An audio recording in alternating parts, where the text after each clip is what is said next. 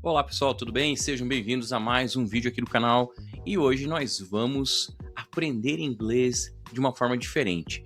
A gente vai traduzir junto algumas frases do português para o inglês e eu vou te explicando alguns detalhes sobre verbos, advérbios, estruturas gramaticais para você entender e dominar o inglês de uma vez por todas. Então, se esse conteúdo te interessa, então já fica aqui, dá um likezinho e segue o canal. Vamos lá! E as frases que a gente vai explorar agora são essas aqui. Vamos começar com essas três aqui e depois mais três, tá? Então, o carro está dando problema de novo. Aqui, na verdade, a gente vai precisar usar um phrasal verb.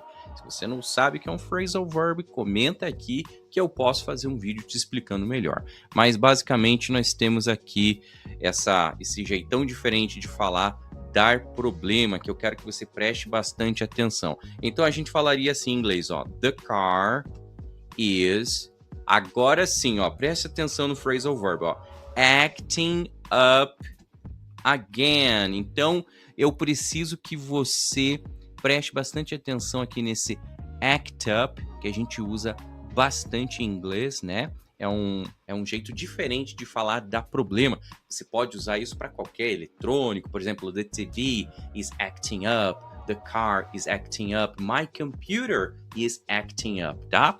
Então grava aí. Act up, vou colocar aqui para você inclusive, ó. Esse act up quer dizer dar problemas, tá bom? Vamos para o próximo. Eu admiro muito o jeito que ela cria aquelas crianças, ou seja, o jeito que ela cria os filhos dela. Vamos traduzir assim, ó. I really admire. Por que really, professor? Porque temos esse muito aqui, ó. Esse muito a gente vai colocar aqui na frente, assim, ó. I really admire. O quê? O jeito. Como é que a gente fala o jeito em inglês? A gente pode falar assim, ó. The way, que seria o jeito. Esse que aqui no português, que a gente usa para conectar, no inglês não vai precisar, então você esquece ele. Então vai ficar I really admire the way she, e agora presta atenção no phrasal verb que a gente vai usar aqui, ó. Brings up, que seria cria, né? Educa. Those kids. Então a frase final ficou assim, ó. I really admire the way she brings up those kids. Vamos para o próximo. Tom finalmente confessou que ele tinha mentido para nós. Agora nós vamos ter aqui um confessou que poderia ser usado confessed, beleza, poderia, mas a gente vai tentar deixar o nosso inglês um pouquinho mais natural, mais coloquial, tá bom? Aqui a gente teve, então, o criar, educar, tá? Vou colocar um sublinhado aqui para você lembrar, tá bom? Então, lembre que educar e criar é esse bring up, tá? E agora a gente vai colocar aqui essa outra frase, que vai ficar assim, ó. Lembrando que antes de nome a gente não usa esse artigo, né? A gente coloca simplesmente Tom. Então, Tom finally, o quê? Confessou. A gente vai usar esse aqui, ó. Owned up. Opa. Owned up. No passado mesmo assim, né? Owned up that he had lied to us. Professor, a gente pode contrair esse had aqui? A gente pode, vamos contrair ele? Se você não sabe o que é contrair, comente aqui. Todas essas dúvidas que vocês vão tendo, vai me falando aqui que eu vou trazendo, produzindo vídeos para ajudar vocês, tá bom? Então aqui, ó, owned up, vamos dar um negrito aqui para você conseguir gravar melhor, ó. Então ficou assim, ó. Tom finally owned up that he'd lied to us. Lembrando então, gente, que aqui a gente está usando o phrasal verb on up. E aí, tá fácil ou difícil? Vamos para mais 3 frases aqui, tá bom? Então, continuando aqui, agora a gente vai traduzir mais 3 frases. Nessas frases aqui a gente não vai ter agora phrasal verbs, mas algumas expressões idiomáticas que podem ser úteis para você usar aí no seu inglês do dia a dia. Então, por exemplo, se você vier, por favor, me avise com antecedência. Aqui eu quero que você preste atenção desse jeito que a gente fala me avise e também com antecedência. Vamos lá então. If you come, please.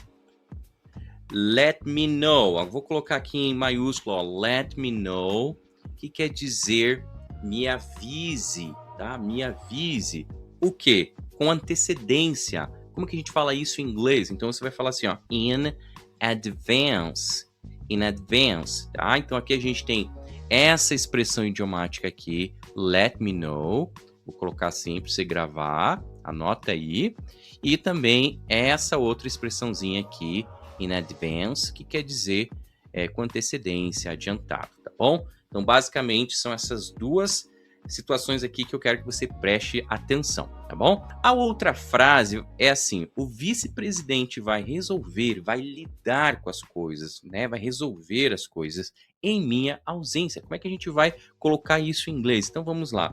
O sujeito da frase é o vice-presidente. Então vamos começar com ele aqui, ó. The vice president will, que é futuro, né? Ele vai fazer o quê? Ele vai lidar, ele vai resolver. Então a gente pode usar esse verbo aqui, ó, handle. Handle. Handle o quê? Things. Quando? Na minha ausência. Então a gente vai falar in my absence. In my absence. Então, vou colocar aqui em maiúsculo também, né? Esqueci de colocar maiúsculo aqui para você gravar. In my absence. Handle, que é esse verbo lidar, resolver, vou colocar aqui para você. E essa outra expressão idiomática aqui, in my absence, que você pode traduzir na minha ausência. Perfeito, gente. Tá tranquilo até aqui? Então vamos fazer a última frase junto. O Tom teve um acidente no caminho para casa do trabalho, né? Vindo do trabalho. Então vai ficar assim em inglês. Tom had an accident. Lembrando que quando uma palavrinha, um substantivo, começa com uma vogal, a gente tem que usar esse an aqui, tá? Em gramática básica, lá do nível básico.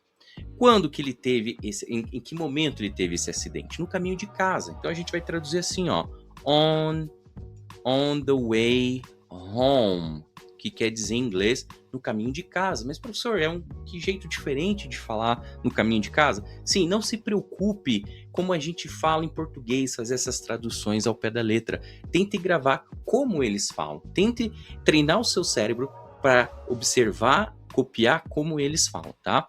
Então, Tom had an accident on the way home. Da onde? From work. Vamos grifar aqui, vamos deixar aqui, ó, em negrito para você gravar. On the way home from work. Então, recapitulando, a gente aprendeu aqui, ó, the car is acting up again, e a gente usou esse phrasal verb aqui, act up.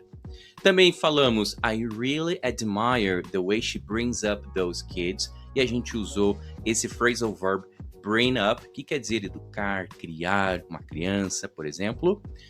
Também falamos, Tom finally owned up that he'd lied to us. E aqui a gente precisou usar o phrasal verb own up. E para finalizar, a gente também aprendeu assim, ó, if you come, please let me know in advance, que seria me avise com antecedência.